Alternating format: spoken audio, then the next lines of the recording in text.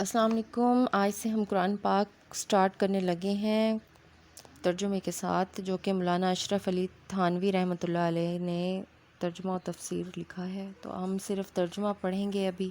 اللہ تعالیٰ ہمیں توفیق دے قرآن پاک کو صحیح روح سے سمجھنے کی۔ بسم اللہ الرحمن الرحیم۔ عربی زبان کو سمجھنا ہمارے لیے تھوڑا سا مشکل ہے۔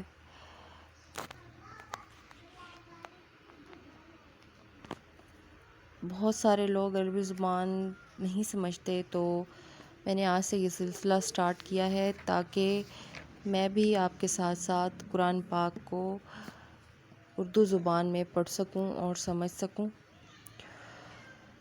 سب سے پہلے سورۃ فاتحہ سٹارٹ کرتے ہیں۔ سورۃ فاتحہ مکہ میں نازل ہوئی، اس میں 7 آیتیں ہیں، 1 رکوع ہے، اور بسم اللہ الرحمن الرحیم شروع کرتا ہوں اللہ کے نام سے جو بڑے مہربان نہایت رحم والے ہیں۔